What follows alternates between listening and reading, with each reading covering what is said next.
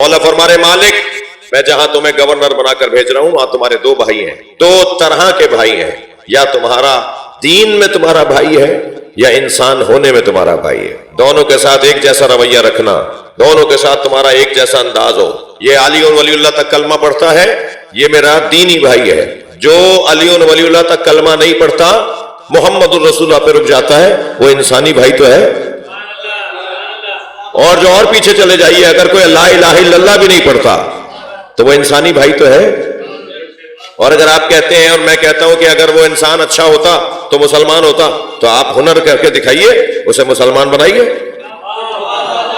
یہ کون سا کام ہے کہ صاحب میں کچھ کروں گا بھی نہیں اور سب ٹھیک بھی ہو جائے، میں کوئی محنت بھی نہیں کروں گا، کسی کے پاس جاؤں گا بھی نہیں، کسی سے ملوں گا بھی نہیں اور سب ٹھیک بھی ہو جائے؟ یہ تو ممکن ہی نہیں ہے۔ لہٰذا میں ان بچوں اور جوانوں سے گزارش کروں گا کہ جب آپ اپنے علاقے کے اندر ایک جگہ سے دوسری جگہ جا رہے ہوں اور کوئی سنی عالم دین آپ کو آتا نظر آئے، بڑھ کر اسے سلام کرو، اور سلام کرنے کے فوراً بات کہو میں شیعہ ہوں،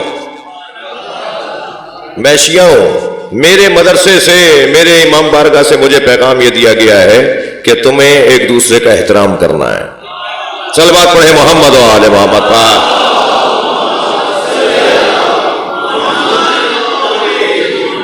سب سے پہلا پیغام، سب سے بنیادی بات انسان ہونے میں ہے، سب سے بنیادی بات۔ مصائب نہیں پڑھ رہا لیکن اپنے مدعا پر ایک دلیل اور بڑھا رہا ہوں۔ حضرت علی اکبر شہید ہو چکے کربلا میں، حضرت عباس شہید ہو چکے، جوانان بنی ہاشم شہید ہو چکے، پھر بھی کربلا میں امام حسین نے 10 سے زیادہ یزیدی لشکر کے سپاہیوں کو فرار کرنے کا موقع دیا۔ تلوار گردن تک آ گئی تھی مولا کی، ایک جنبش پر، ایک معمولی سی مولا کی ارادے کے اوپر وہ گردن اتر جاتی، گردن تک تلوار لا کر امام نے چھوڑ دی، اسے جانے دیا۔ جب 10 لوگ اتنی تعداد میں، 10 کی تعداد میں ایک سپاہی نے نوٹ کر لیا، دیکھ لیا کہ حسین ایسے چھوڑ دیتے ہیں لوگوں کو، تو وہ گھوڑے پر تو تھا، ایسے سامنے آ گیا امام کے تاکہ امام کو آواز دے تو امام بات کریں اس سے۔ تو دور سے آواز دے کر کہتا ہے حسین میں دیکھ رہا ہوں کہ آپ لوگوں کو مارتے مارتے چھوڑ دیتے ہیں، انہیں جانے کا موقع دیتے ہیں۔ تو امام نے وہیں سے آواز دے کر کہا ایسے جیسے وقت ہی نہ ہو، جلدی سے جواب دو۔ امام نے فوراً جواب دیا اس کی نسل میں مومن آنے والا ہے۔ صلوات پڑھے محمد و آل محمد پاک۔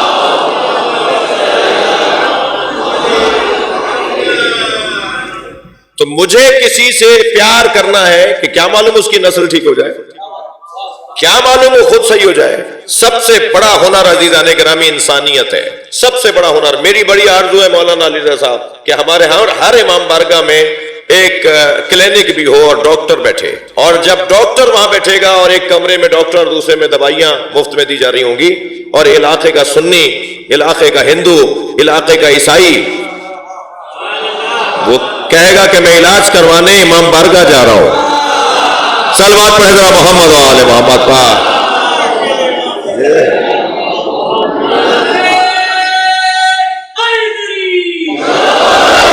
میں آپ کو اس ممبر کی مولا عباس کی قسم کھا کے کہتا ہوں، یہ صرف 10 سال کی پریکٹس کر لیجئے، 10 سال کے بعد آپ بھی نہیں چھوڑیں گے۔ انسانیت کی خدمت میں جو لطف اور ذائقہ اور مزہ ہے، پھر اسے لینے کے بعد چھوڑتا نہیں ہے۔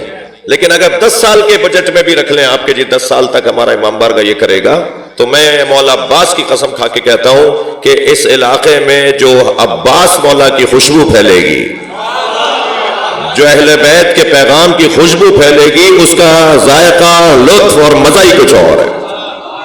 تبلیغ اس سے ایک ایسا انداز ہے کہ جس کو نتیجہ جب لیں گے، جب ہم یہ کر کے دکھائیں گے۔ انسانیت، ظاہر ہے مدرسہ بنائیں گے تو ظاہر سنی بچے نہیں آئیں گے، کیونکہ تو آپ تو علی ولی اللہ خلیفۃ بلا فصل تک کلمہ پڑھا رہے ہیں، تو وہ تو نہیں آئیں گے، لیکن علاج کروانے آئے گا، دوا لینے آئے گا۔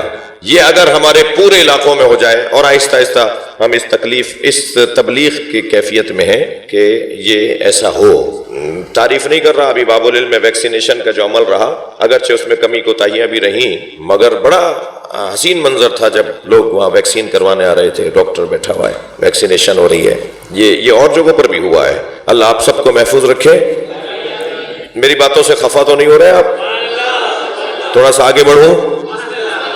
سب سے پہلا عنوان انسانیت۔ اب وہ حسین مولا جو انسانیت کے لیے ہادی ہیں، ان کی زندگی کا حسین پہلو یہ 4 نکاتی منصوبہ ہے۔ حسین نے اس سورے کے اوپر مکمل عمل کر کے دکھایا ہے۔ سب سے پہلا ایمان، توجہ، دوسرا عمل صالح، تیسرا توجہ حق گوئی اور حق سننا، چوتھا صبر، صبر کر کے دکھانا اور صبر کا ماحول بنانا۔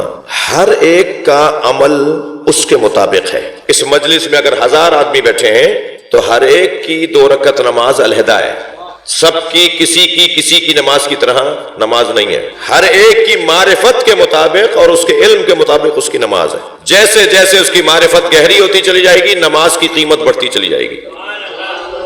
ایسے ہی ہر ایک کا روزہ ایک جیسا نہیں ہے۔ بھائی 2 رکعت نماز فجر کی آپ بھی پڑھتے ہیں اور اللہ کا ولی بھی پڑھتا ہے اور ولیوں کا ولی بھی پڑھتا ہے، تو کیا سب کی 2 رکعت ایک جیسی ہیں؟ سب کے روزے ایک جیسے نہیں ہیں، سب کا حج ایک جیسا نہیں ہے۔ لہذا حدیث کہتی ہے المومن خیر من عملہ، مومن اپنے عمل سے افضل ہے۔ یعنی آپ کی 2 رکعت نماز میری 2 رکعت نماز سے آپ اپنی 2 رکعت نماز سے افضل ہیں، میں اپنی 2 رکعت نماز سے افضل ہوں۔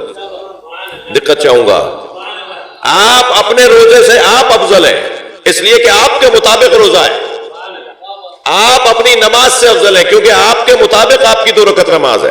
ہر ایک کی نماز علیحدہ ہے، ہر ایک کا روزہ علیحدہ ہے، ہر ایک کی مجلس علیحدہ ہے۔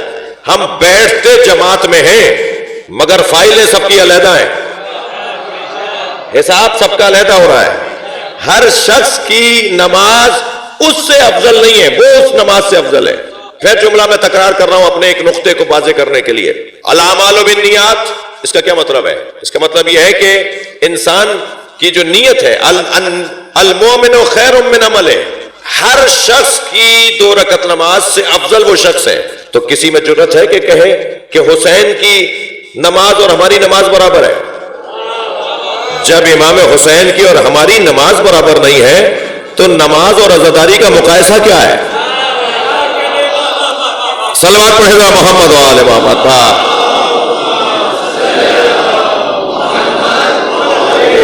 بھائی کوئی عبادت کسی عبادت سے مقایسے کی ہے ہی نہیں، ہر عبادت کا اپنا رنگ ہے۔ جب ہم اپنی عبادتوں سے افضل ہیں، کیوں؟ اس لیے کہ ہمارے مطابق وہ عبادت سج رہی ہے، جتنا ہم میں دم ہوگا اتنی ہماری عبادت میں گڑ ہوگا۔ جی تو امام حسین کی عبادت حسین کے مطابق۔ اب ذرا سنیے، ان الانسان لفی خسر الا الذین آمنوا وعملوا الصالحات، یہ خسارے سے وہ نکلے گا کہ جو صاحب ایمان ہوگا اور عمل صالح انجام دینے والا ہوگا۔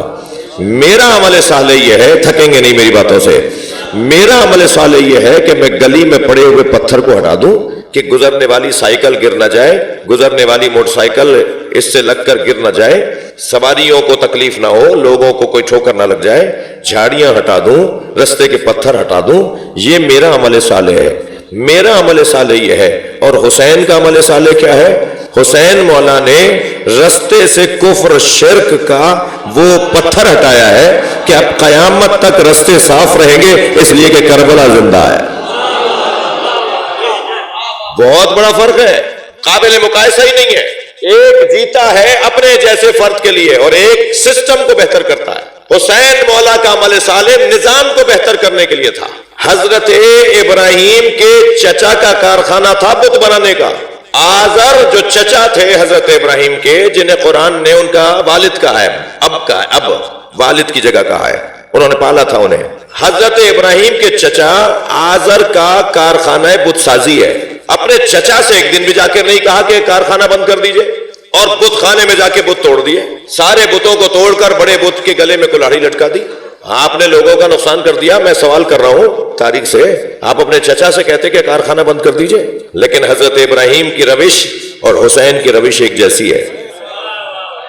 ساری برائیاں یزید میں ہیں، ہوا شارب الخمر معلن بالفسق قاتل و نفس محترمہ، شراب پیتا ہے، علنی گناہ کرتا ہے، بے گناہوں کو قتل کرواتا ہے، برائیاں ساری یزید میں ہیں، مگر اصلاح کرنے یزید کی نہیں جا رہے۔ فرما رہے انما خرجت لطلب الاصلاح فی امت جدی، میں اپنے نانا کی امت کی اصلاح کرنے جا رہا ہوں۔ تو امت کی تو ایک برائی بھی نہیں بتائی مولا نے، برائی بتائی یزید کی، اصلاح کر رہے ہیں امام امت کی۔ چاچا کارخانہ لگائے بیٹھے ہیں اور بت بنا رہے ہیں، آرڈروں پر بک کروائے جاتے ہیں بت۔ اتنا بڑا بنا دو، ایسا بنا دو، اتنا ایسا بنا دو، ویسا بنا دو، اور آرڈروں پہ بت تیار ہوتے ہیں اور پھر وہ بیچتے ہیں حضرت آزر. تو جا کے بت خانہ نے کارخانہ بند نہیں کروایا، بت خانے میں جا کے بت توڑ دیے. کیوں؟ یہی فرق ہے عمل صالح میں آپ کے اور میرے اور ابراہیم اور حسین کے. جو سسٹم کو تبدیل کرے، صلوات پڑھے ذرا محمد و آل محمد کا.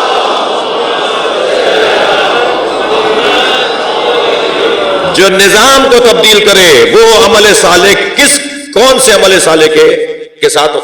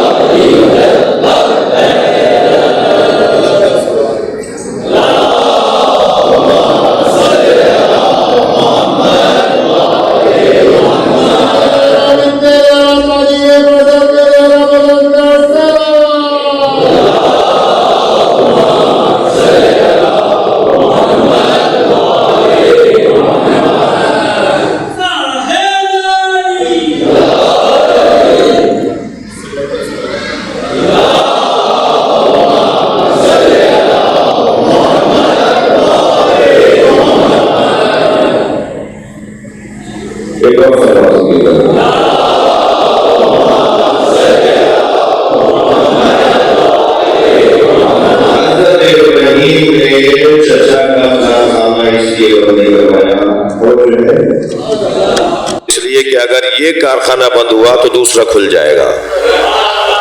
جب تک مارکیٹ کی ڈیمانڈ تبدیل نہیں کریں گے، جب تک معاشرے کا مزاج نہیں بدلیں گے، جب تک طلب تبدیل نہیں کریں گے، جب تک ذائقہ نہیں بدلیں گے تو رسد ہوتی رہے گی. کارخانہ یہ نہیں وہ کھل جائے گا. یزید کی اصلاح کرنے جاؤں گا تو یہ یزید ٹھیک ہو جائے گا، دوسرا آ جائے گا. تو میں یزید کی اصلاح کرنے نہیں جاؤں گا، ان کی اصلاح کروں جو یزید بٹھاتے ہیں. صلوات پڑھے ذرا محمد و آل محمد کا.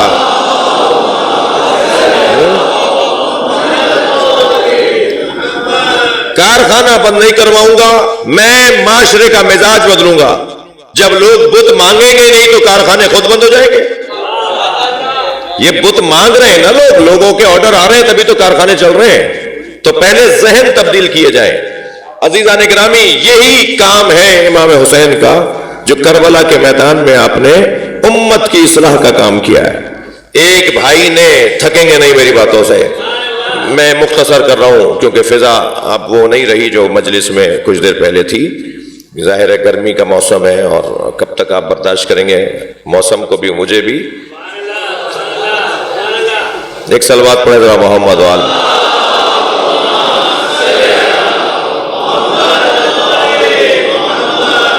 توجہ چاہوں گا آپ سے.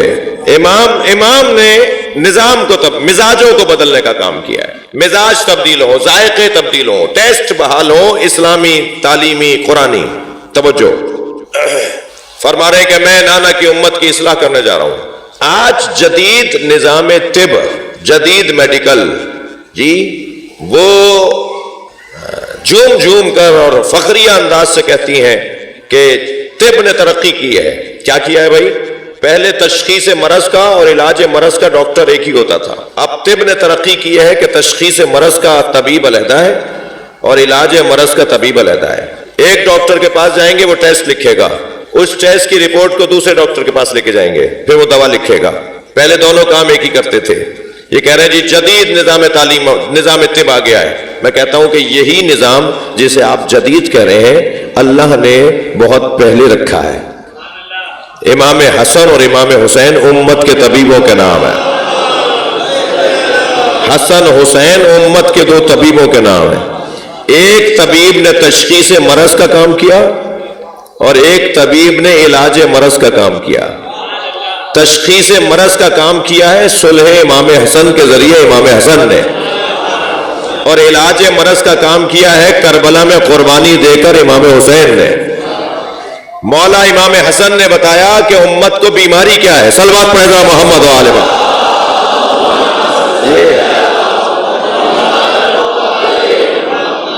اور مولا حسین نے اس بیماری کا علاج کیا ہے. دونوں بھائیوں نے مل کر ہما امامان قاما وقعدا، یہ دونوں میرے بچے امام ہیں. نبی فرما رہے ہیں دونوں کھڑے ہو یا دونوں بیٹھے ہو. ترجمہ یہ نہیں کریں گے ایک کھڑا ہو ایک بیٹھا ہو، دونوں تسنیے کے صیغے ہیں. دونوں کھڑے ہو یا دونوں بیٹھے ہو، دونوں صلح کریں یا دونوں جنگ کریں، ہر حال میں میرے دونوں بچے امام ہیں. کیا کیا امام حسن نے؟ امت کی بیماری کی تشخیص کی. سب سے بڑی بیماری جو امام حسن نے تشخیص دے کر امت متوجہ کیا وہ ہے غفلت کی بیماری. امام نے یہ طے کر کے بتایا کہ امت کو غفلت کی بیماری ہے. ان کی آنکھوں پہ پردے آ گئے، یہ دیکھ کچھ اور رہے ہیں کچھ اور امام حسین نے اس کا علاج کر کے بتایا. جب بیماری شدید ہو جائے، جب بیماری پکی ہو جائے تو پھر علاج پہ خرچہ بھی زیادہ ہوتا ہے. امت کی بیماری اتنی پکی ہو گئی تھی کہ اب اس پہ خرچہ اتنا ہونا ہے جتنا کربلا میں ہوا ہے. مگر کربلا کے بعد سے اب قیامت تک علاج کا طریقہ وضع ہو گیا، دوائیاں طے پا گئیں اور علاج ممکن ہو گیا. اور وہ یہ کہ کربلا کو یاد رکھو، ہر کچھ دیر کے بعد اینٹی بیکٹیریا کے لیے ویکسینیشن کے لیے حسینی شفا خانے میں آتے رہو، جسے امام بارگاہ کہا جاتا ہے. ہر کچھ دن کے بعد، ہر کچھ، بلکہ ایک دن میں کئی دفعہ بھی آ سکتے ہو. تو یہ جو مجلس اعزا اس وقت ہو رہی ہے یہ ویکسینیشن کا عمل ہے. یہ غفلت کی بیماری، بے توجہی کی بیماری، جی انسانیت یا اقدار کی پامالی جیسی بیماریوں سے بچنے کا ذریعہ ہے. اور جب ہم اتنی دیر یہاں بیٹھتے ہیں تو ایسے ہیں کہ گویا ہم اپنے بیکٹیریاز کو، اپنے جراثیم کو ختم کروا کر واپس تر و تازہ ہو کر آ رہے ہیں. کبھی میرے جوانوں نے، بچوں نے غور کیا کہ مجلس میں رونے کے بعد طبیعت میں کتنا سکون ملتا ہے. جی بعض اوقات تو ہم کہتے ہیں آج مولانا علی رضا نے اتنے اچھے مصائب پڑھے. جی اتنے اچھے مصائب سے مراد مصائب اچھے نہیں ہیں، بیان اتنا اچھا تھا. ہم یہ محاورتاً کہتے ہیں نا اتنے اچھے مصائب پڑھے کہ بیان اتنا اچھا تھا کہ ہم آج خوب روئے. اور آنکھوں سے جب آنسو خوب بہہ جاتے ہیں نا تو انسان کی روح کو غذا مل رہی ہوتی ہے. یہ ذکر امام حسین ہماری روحوں کی غذا ہے. کیا کریں کہ ہماری روح طاقتور ہو جائے اور بدن ہمارا روح سے مغلوب ہو جائے، روح ہماری بدن پر غالب آ جائے. روح جب بدن پر غالب آ جائے گی تو ہاتھ کانپ بھی رہا ہوگا نا، اور وہ لکھ دے گا سلمان رشدی واجب القتل ہے، تو کانپتے ہوئے ہاتھ سے لکھا گیا جملہ بھی پوری دنیا کو ہلا کے رکھ دے گا. اگر ہاتھ پیروں میں دم بھی نہیں ہوگا تو جس کی روح مضبوط ہوگی اس کے ایک تکبیر و احرام کا اثر ہی کچھ اور ہوگا. روحوں کو مضبوط کرنے کا بہترین ذریعہ حسین مولا نے کربلا میں قربانی دے کر ایک نظام مرتب کر دیا. اور اکیلے نہیں گئے. اگر اکیلے گئے ہوتے تو اصحاب غدود کی طرح یہ قربانی بھی شاید تاریخ میں گم ہو جاتی، مگر اکیلے نہیں، زینب کو ساتھ لے کے گئے. بھائی قربانی دے گا، بہن اس قربانی کا نتیجہ لے گی. قربانی ضائع نہیں ہونے دوں گی میں بھائی کی. کیوں لے جا رہے ہو زینب کو؟ یہ پوچھا تھا جناب ام سلمہ نے. جب حسین تمہارے لیے طے ہے کہ تم شہید ہوگے تو پھر زینب کو چھوڑ جاؤ. اس وقت امام حسین نے فرمایا تھا اللہ زینب کو اسیر دیکھنا چاہتا ہے، زینب کی اسیری سے اپنے نظام کو منظم کرنا چاہتا ہے. جی وہاں قربانی ہوگی اور وہاں قربانی کا تحفظ ہوگا.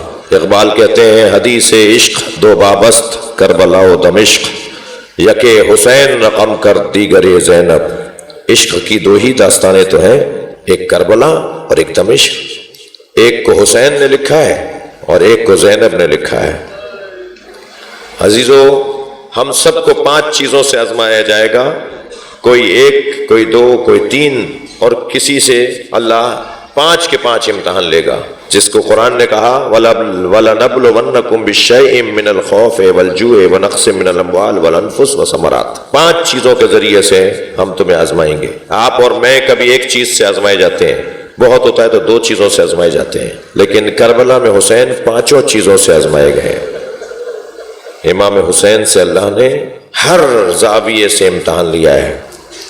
حسین کا ذکر مٹنے والا نہیں ہے، اس لیے کہ اس کے پیچھے ارادہ پروردگار ہے. اللہ نے طے کر لیا ہے کہ اس کے ذریعے اب ہدایت ملے گی، اور مسلسل ہدایت ملتی جا رہی ہے اور بہتری آتی جا رہی ہے. آپ خود یاد کریں، پچھلے سال جب محرم ختم ہوا تو آپ نے نہیں کہا تھا کہ یہ سال پچھلے سال سے زیادہ بہتر تھا، اور اس سے پچھلے سال آپ نے نہیں کہا تھا کہ یہ سال پچھلے سال سے زیادہ بہتر تھا، اور اس سال آپ نہیں کہہ رہے کہ یہ سال پچھلے سال سے زیادہ بہتر رہا. مجمع زیادہ تھا، مجلسیں بڑی اچھی ہوئیں، لوگوں کی شرکت بڑی بھرپور تھی. ہر سال دوسرے سال پچھلے سال سے بہتر ہے نا. ایک صاحب کہنے لگے حسین کی مجلس میں آپ کو ملتا کیا ہے؟ میں نے کہا ہمیں اگر نہیں مل رہا ہوتا تو مجمع کم ہونا چاہیے تھا. مجمع کا زیادہ ہونا بتا رہا ہے کہ یہاں مل رہا ہے. اور کیا مل رہا ہے؟ ایک لمبی لسٹ ہے کہ کیا مل رہا ہے، لیکن سب سے بڑی چیز جو ہمیں یہاں سے ملتی ہے وہ ہے اطمینان قلب، غم دنیا سے نجات، روح کی تازگی، ذہن کی بالیدگی، اطمینان قلب، ضمیر کا مطمئن ہونا. چلو مجلس ہو رہی ہے، اس لیے کہ امام رضا نے فرمایا ہے یہ اپنا شبیر، اگر تمہیں کسی شے پر رونا آئے فبکی للحسین، تو میرے جد حسین پہ رو لینا.